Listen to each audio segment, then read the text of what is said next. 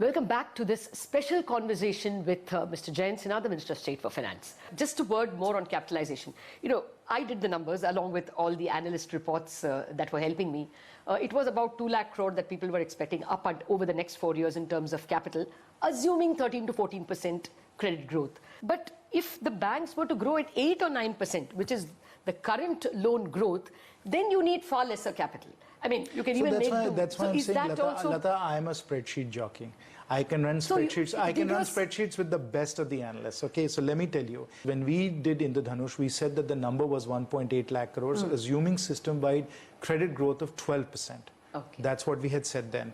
And on that 1.8 lakh crores, of which we said government would provide 70,000 crores, 25, 25, 20, and then we would expect to be able to raise from the market 1.1 lakh crores. So those were the numbers we had put out in August 2015. Yes. Now, obviously, depending on what you assume for credit growth, you can assume more numbers, less numbers, gross NPAs, but worst case. But okay with the lower credit growth is all I'm asking. No, it's not a question of we are okay or not okay. It's really a question of what is required in the marketplace right now. As of right now, what we are seeing in the marketplace is fairly robust credit growth when it comes to retail. Yes. And small and medium businesses, to an extent for working capital. But for a variety of very good reasons, project finance is not growing as much as it should. And therefore, credit growth is not at the levels that it has been. And the credit growth levels we're seeing is perfectly consistent with what you would expect with an economy where there's not a lot of project finance happening. Consolidation. What's the map? Should we be able to see some consolidation of the non-SBI babies, non-SBI group in FY17 itself?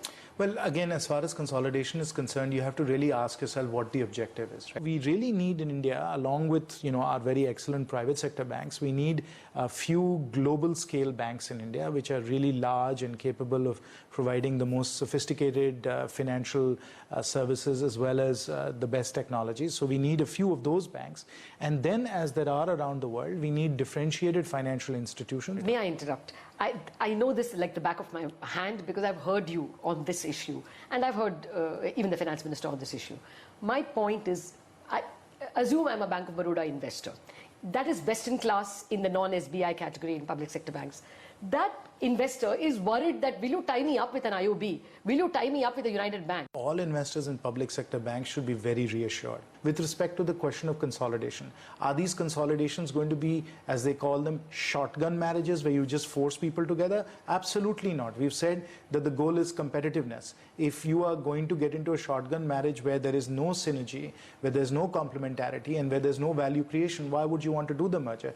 In any case, we are the primary shareholder. Yes. But it has to be a process that has to be driven by the boards. The boards have to look at what the strategies for their various banks are, which strategies are going to create value, whether it is a consolidation strategy or a differentiation strategy, and then accordingly choose strategies that are going to create value for all stakeholders. I've been in business for a long time, right? I know what it means to do value creating consolidations and mergers. I've done many of them myself.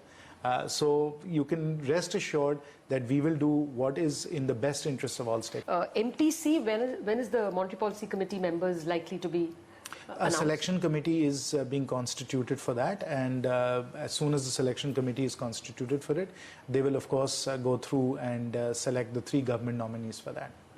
Okay, we should know that in a month? I can't give a timeline on that because the selection committee has not yet been constituted. As soon as that's constituted, they work through the calendars, they get nominations. You see, part of what has to happen, and this is the reason why, of course, the NIF selection has taken time, is because these are very important appointments, first of all. Second of all, we want to make sure that we give a fair opportunity to everybody around the world for these very important positions. So in the same way, yes, the selection committee will be constituted very soon, but of course we'll advertise, globally for that. We'll want world-class, eminent experts on that, and so that process may take some time. So selection committee should be at least appointed in a month? Yes, that can be done very quickly. Okay. NIF, actually, it's 2 years since you announced the constitution of that fund. No, that's not right. We announced NIF in the budget last year. So it was in February 2015. Fine. 15 months. That's we did that. And of course, a lot has happened as far as NIF is concerned. Now we have almost announcing the final candidate who is going to be the head of NIF. But in the meanwhile, there's a lot of other work that's also been happening because, of course, we have been in discussions with investors. And so there are 2 or 3 3 funds that are going to get started relatively soon. There will be stressed asset funds? There will be a stressed assets fund, there'll be a greenfield assets fund, there'll be a renewable fund. All of those are moving. There'll be also one on manufacturing. So all of those are moving along very quickly. What's the size of the stressed asset fund? No, the stressed assets fund, we are hoping that we'll do a first close of 10,000 crores. Okay. And then once we've done a first close of 10,000 crores, that we will then do a second close and really try and build that up. But I think the stressed assets fund is going to be very important as we deal with the NPA issue. Okay, so connected to that, the government was looking at a panel which will be kind of vetting the stressed asset sales by banks. Exactly what will be the role of that panel? So that is under consideration right now. But there is going to be a panel. It is under consideration right now, and we have to separate out process integrity from the commercial decision making. So what we think the panel can do is to actually ensure process integrity. It's a transparent process with all the necessary analytics and everything else. So we can ensure the integrity of that. But the commercial decision obviously is the domain, the prerogative of the bankers themselves, which they routinely do in any case. And so they should continue to make the commercial decisions. So when does this panel come up? It's all imminent. We are just in the process of working through all of that. So within a week or so we should know? We should very shortly. Okay, very shortly. I have a philosophical problem with all this. I mean, I thought when the Bank Boards Bureau was set up and when the PJ Naik recommendations came in, you will actually strengthen the boards of the individual banks.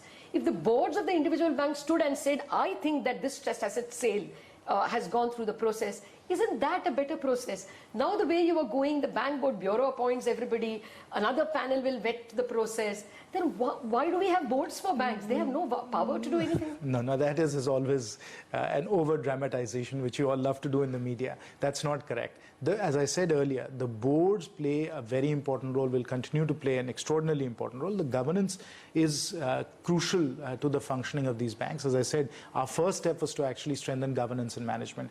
Commercial decision-making for the boards will of course be done, for these situations will be done by the boards. But because this is an unprecedented situation, the level of haircuts that have to be done for these assets, the speed at which they have to be done is unprecedented. And for that we want to make sure that from a process point of view, the manner in which this is done, everybody comes out of it feeling comfortable that yes, it's a validated process, it's a process that's not going to run afoul of the CVC, CAG, etc., etc., etc. It's public money after all. So we just want to make sure that that is validated because of the speed and the scale at which we are doing it. Obviously, the commercial decision making has to stay with the boards. No, I take your point. This is, we are, I guess, in extraordinary times when it comes to stressed assets. But I have a complaint with the Finance Ministry. You know, you are the MyBAP for the public sector banks, so to speak. You are their shareholder or the government representative of their shareholder. Now, you look at the way Uday scheme has panned out.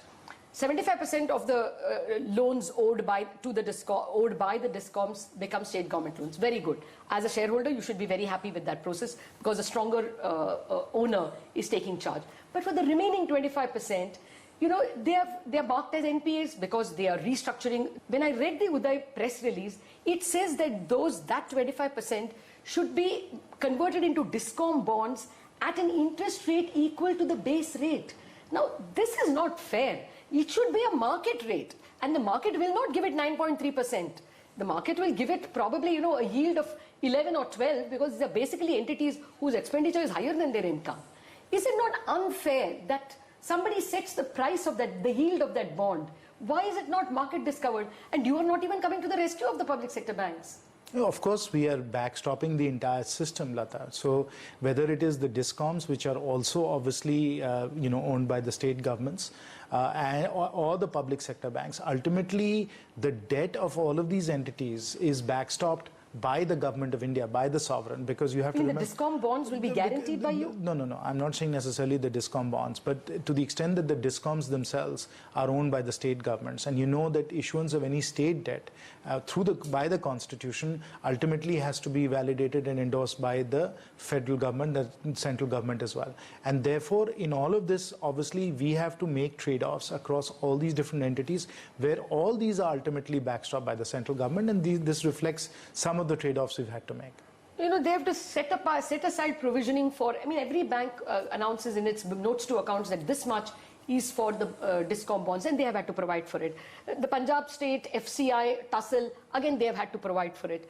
I mean, No, to say that all this is sovereign debt and ultimately it's backstopped doesn't really solve the problem for the banks. I mean, now Fed, government-owned, is a willful defaulter for PNB. You're not making life easier for the PSU banks in spite of the fact that you are the mother ministry for them. No, you've jumped to a conclusion where you've said that they are a willful defaulter. And no, it was declared in the PNB list. I'm just quoting facts. Okay, so they have obviously an NPA issue there, and that's being sorted out as well. But ultimately, you have to recognize that as far as government is concerned, government has to make sure that all the different entities are viable and sustainable. And in that sense, we have to backstop not just the public sector banks, we have to in some ways backstop the state governments, and we have to backstop all of the government entities like FCI and the DISCOMs as well. So, and therefore it means it really is up to the taxpayers to do all of that. And so in doing so, in ensuring that the entire system and looking at it at a systemic level is working properly, we have to of course make certain trade-offs. Okay, fine. I'll take it at that. I'm also being told that we are running out of time, so I'm going to ask you the last and perhaps the most important question. Several charges were made against the RBI governor yesterday by a member of your party.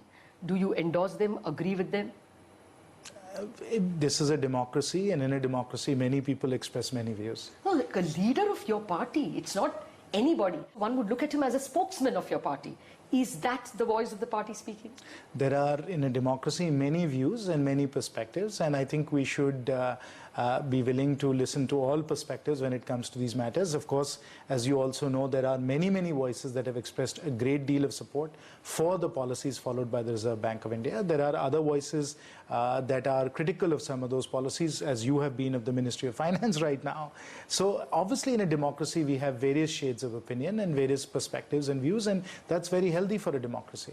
Should we take them as official government comments? My understanding is this was a comment made by a Rajya Sabha member. So they are not official government comments? Rajya Sabha members are not necessarily members of the government. Okay, well, then let me ask you spot on. What are the chances that the governor will be continued? I mean, we did a poll and maybe about 50 people, bond dealers, economists, CFOs, bankers, and it was 100 out of 100 asking for his continuation. Is there a chance he will be continued? The market seems to want. As Honorable Finance Minister said, these are not issues that are discussed in the media. We have a very mature, collaborative, institutional relationship with the Reserve Bank of India, and we look forward to strengthening and building on that relationship. Mr. Sinha, thank you very much. You're very welcome. For sparing time for us.